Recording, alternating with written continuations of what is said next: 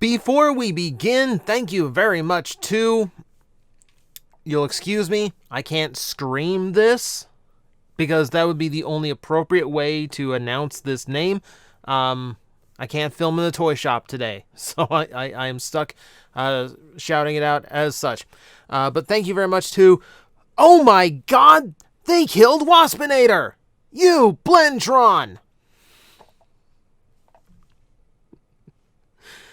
Oh my god, I would never want to do my intro again if people keep pitching in little things like that for me to shout out. Thank you very much for letting me have some fun. And thank you very much for the support. It does mean the world to me and does keep the... I don't, hyperbolize when I say it keeps the channel going. I literally mean, your generosity is what lets me keep doing this. So, we're going to keep doing it. So... I am in the middle of Beast Machines, where we're looking at one of the more neglected of Transformers properties in Beast Machines. Aside from the episode reviews, I was looking at different topics that we could hit and just kind of go on about what the series was and, what we kind of know it for. And of course, one of the biggest things in Beast Machines, the biggest thing in Beast Machines, is the Vehicon. So I thought today we'd just kind of look at the legacy, not only of the characters and how they have survived since 1999, but also just kind of see what Transformers has done with the idea of Vehicons since then, because there's quite a bit floating around there, especially if you haven't paid attention to certain sources. Now, the Vehicons in their origin was something of an invention of necessity. Beast Machines had a pretty low budget, especially compared to Beast Wars. They only allowed 5 character models, 5 Maximals, 4 Vehicons, and of course, with Megatron being not a frontline fighter in this series, that meant more often than not the Vehicons would have been outnumbered 3 to 5. And it really does take away from their menace and their ability to threaten the Maximals. So it was Bob Skir, one of the lead writers for Beast Machines, who made the suggestion of drones, where we can create 3 character models, 3 different types of Vehicon, but we'll make mass armies out of them. Generals that are more colorful, certainly. However, their drones are the ones that are going to be the big menace. And that's a pretty smart way of going about it. It's a very elegant solution, very simple, and very effective. If anything, aside from the fact that the Maximals get very good at taking them out, the Vehicons, at least in just sheer numbers, were a pretty big threat in the series. At any point, an ambush was dangerous for the Maximals. So it's not a bad idea. It's not in the least. And even in variety, you've got a heavy, you've got a pursuit vehicle, and then you've got your aerial. So they covered all their grounds pretty well when coming up with the cast of the Vehicons. And of course, we swapped out the heavy and the aerial for during season 2. That's another point to the matter. But yeah, the Vehicons definitely had a unique presence. To that point, we had only been familiar with the idea of troop builder units, essentially, either from random recolors of Seekers and multiplied reflectors in G1. We had Insecticon clones, but that's not quite the same. Prior to this, about the closest I think we had were the sweeps. Just as a general mass group of Transformers, though even then the sweeps were all implied to kind of be their own people. They were just they're all uniform in their creation. They're all independent, but they all had the same mindset. So mindless drones, okay, that was different for Transformers. So that's the cartoon side of it. On the toy side of it, this was incredibly exciting for Transformer fans. Keep in mind, 1999. We're talking about the infancy of the accessible internet. But this was a lot for us back then. We got super excited because remember, 3 years of nothing but animals on the toy shelves. we were kind of starved for some kind of vehicular transformer like the classic toys. And these looked nothing like the original like G1 figures. They were modern, they were bright, sharp. Like these had some like really different designs, very alien vehicles. I think everyone at the time had some Vehicon they just kind of picked out as their favorite aesthetically because the aesthetics were all over the place. We've talked about how odd the designs and proportions are on things like Blast Charge, for instance. But there's plenty of others that don't fit that. I've talked about my love of Spy Streak, for instance. There's people who really like Mirage, Jetstorm, of course, in both of his toys. Yeah, there's a lot to actually like amongst the Vehicons and Beast Machines. If anything, they had variety going for them. Now, it's strange. If you look back at the toy list, it's surprising. As excited as everyone got over Vehicons, there are far more Maximals in the toy line. Far more. We almost came, it almost came across as a novelty more than anything, just to have these back. Outside of Beast Machines, the Vehicons did come back in one major faction and one major asset, and that was in Transformers Prime, where we got Vehicon drones as essentially cars.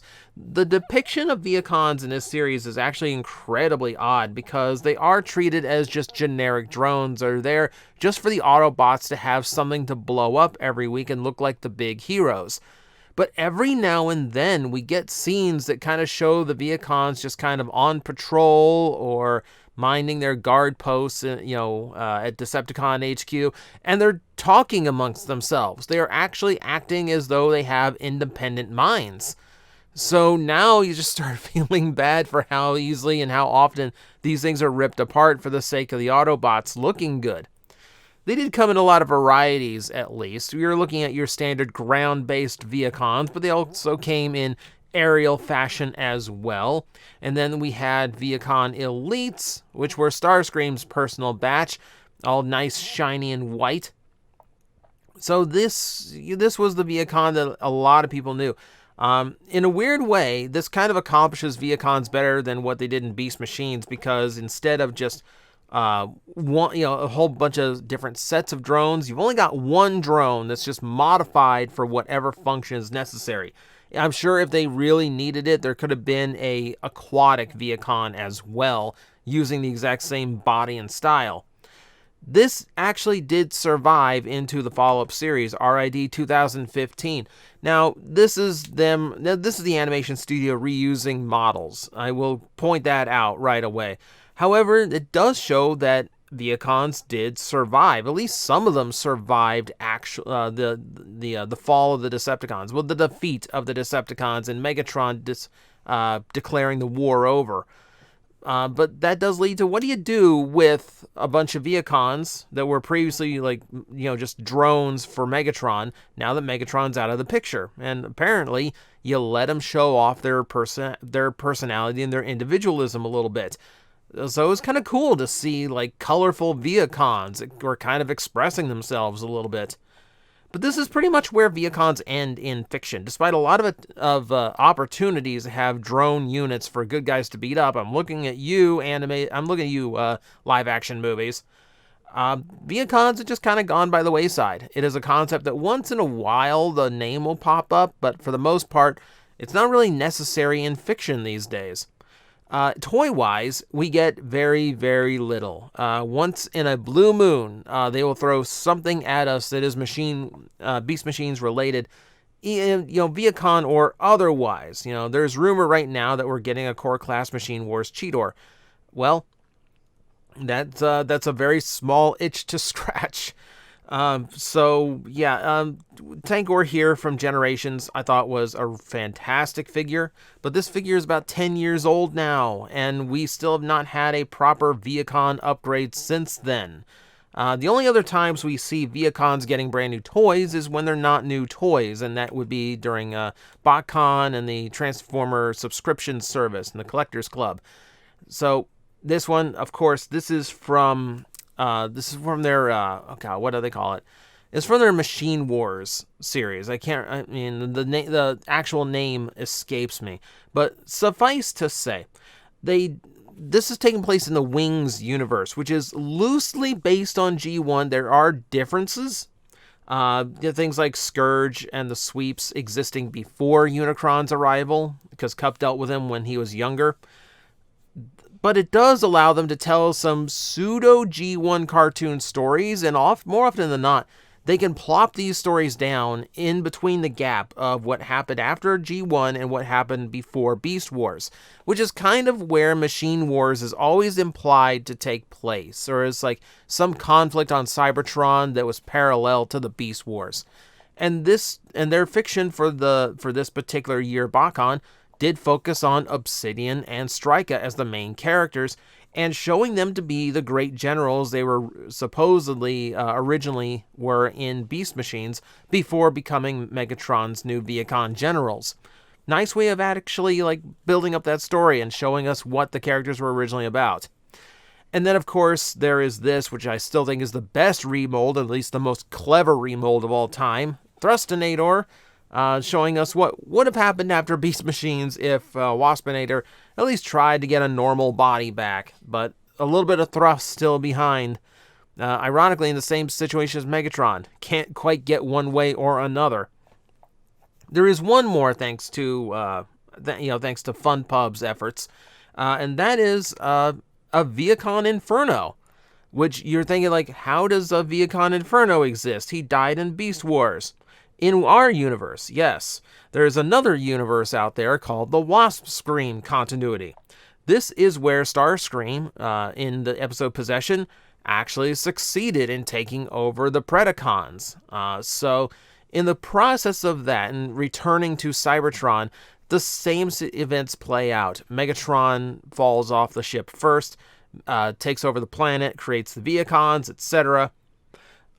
In this instance, though, Starscream actually becomes the hero, leading techno-organic Predacons against the Vehicon armies. But in the process of this, Inferno does make it back to Cybertron, and he's eager to become Megatron's servant again. Thus, we get a scrap metal body from Cybertron that is actually in place of a Vehicon body, and he gets put in charge of the scrap metal drones. Ironically, this would also end up with Inferno joining the good guys. He eventually joined like this big universal war with the Children of Primus, fighting alongside another alternate reality Inferno who had joined the Autobots. Universe's story is wild, by the way, if you weren't aware. But that's another weird place for Vehicons to show up. Toy aisle-wise, there's not a whole lot.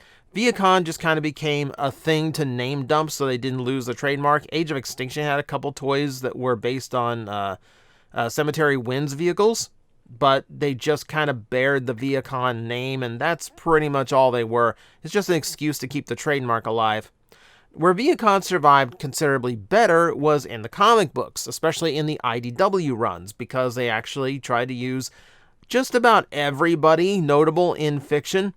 One of the best bits was the two Tankors. So at this stage, the name Octane was off the table. They could not trademark the name Octane for the G1 character's new toys.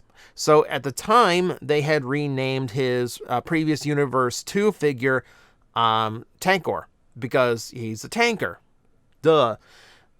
But the name kind of stuck, and so when they come around to the comics and they realize they're using two different Tankors in two different parts of the storyline, they brought the two together, and a bromance was born.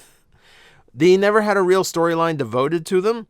They were always just kind of like background characters who got to pipe in once in a while, and most of the characters just kind of knew, like, thin Tankor, fat Tankor, I think it was. But it was amusing. It was really amusing just to kind of see these two just kind of get along so well over the shared name. And they weren't like a couple or anything like a lot of the pairs in IDW. It's a bromance. It's just two bros who are just really into finding someone on Cybertron with the same name, which was kind of fun. It was a lot of fun watching those two. We also had Obsidian and Stryka playing major roles. So you had the Transformers from Carcer under the leadership of Elita 1. Now, if you didn't read IDW 1.0, this version of Elita 1 is not a love interest for Optimus Prime. She's not exactly evil, but she's also very iron-handed and lacking in any kind of empathy. She's just brutal, is what she is. And her generals kind of follow a similar tactic. Obsidian more so than Stryka, I feel. Obsidian did a lot of things directly opposing Autobots throughout the book because it is to Elita 1's will, not the overall greater good. Stryka would mix it up for the greater good once in a while. I wanted to throw this in here just for the people who have never seen it before. This is Stryka catching a punch from Devastator. And she just shrugs it off, by the way. Stryka in IDW is kind of awesome if you didn't know it. But in IDW 1.0, I don't really think she gets to shine as much. It's really Obsidian that's doing most of the scheming. No, where Stryka really gets to shine is IDW 2.0, where Megatron has chosen her to be one of her top generals. More often than not, like, she's the right-hand man. Woman. You know what I mean. And yeah, one of his most trusted enforcers, both as the Ascenticons and as the Decepticons later on. She plays a huge hand, and more often than not, when Megatron needs somebody representing him on the battlefield, it's Stryka. And that's kind of awesome to see that kind of promotion for the character. I mean, when the character is supposed to be this like mastermind general in the original series, and she's a huge powerhouse, that makes sense. Makes a lot of sense. In a weird way, Stryka has kind of become the strongest element of Beast Machines to remain alive. In Cyberverse, we were introduced to Alpha Strike, who very obviously is Stryka.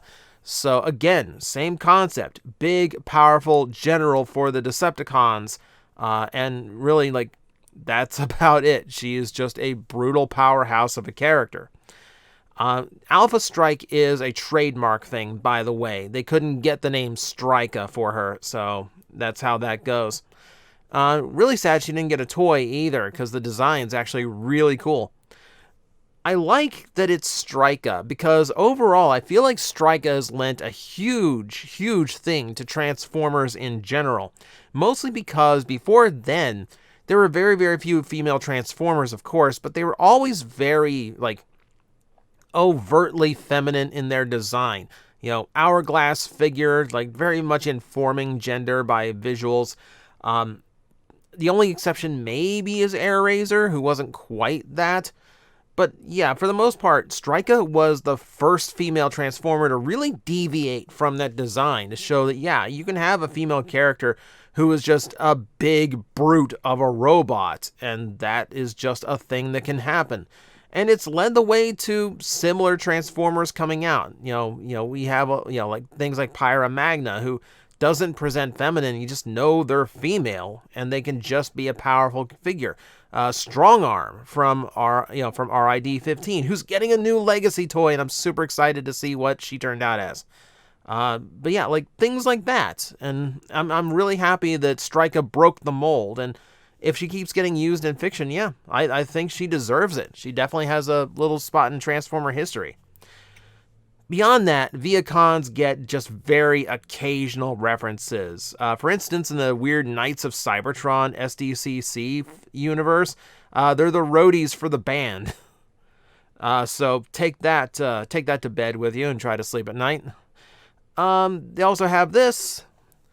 This was the Beast Wars Uprising universe, where Galvatron from Beast Wars decided to have his little invasion after the story and introduce his new Vehicons, which are all based on existing like current toys, presenting we have Tankor as a hardhead remold, the The groove remold is thrust. That's pretty obvious. And then Armada Starscream, the deluxe one, as a Jetstorm retool. And that actually really works, and I'm really upset they never did it. I'm really upset they never did it, because look at it. It actually looks really good and really works.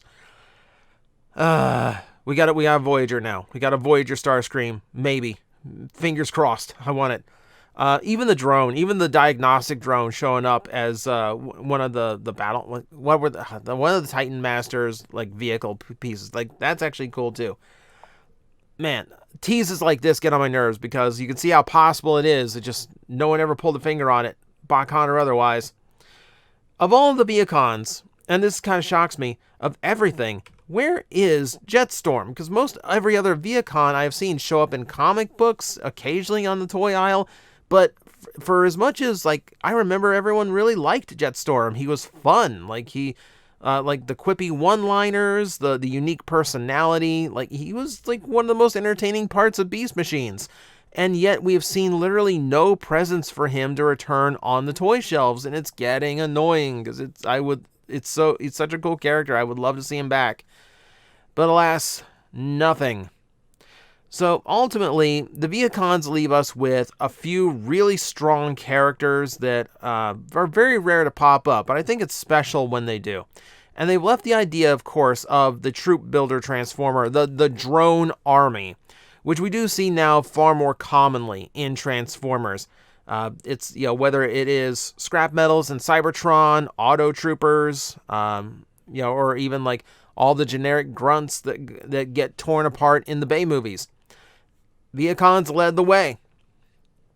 If you ignore the sweeps, because that's a limited number, let's tone it down. It's not the first time that generic armies have existed in Transformers, but it's certainly the largest, and it's certainly the first time that just mindless drones in the employ of Megatron actually came to mind of a writer. And you know what? For Megatron, makes all the sense in the world. So that's the legacy of the Vehicons for me. And yeah, there's some there I would love to see again. Just saying, that Tankor is kind of small for Tankor. Just saying. But thank you everybody for watching. Hope you learned something. Maybe, I don't know. I don't know if you learned anything, or if you're just here to listen to me yammer. Either way, I appreciate your time, and I will see you next time. Yeah, I guess I'll give Bardic to Pain. Pain, my #1 good best friend. You got this. You're just basically like Caboose at this point. Just like church. Oh god. That's all right. Let's keep this Pain train going. The Caboose is here. Son of a bitch. No. And yeah, This you get makes me Bardic. Tucker. I'm quitting. Jaws, take 2 psychic damage.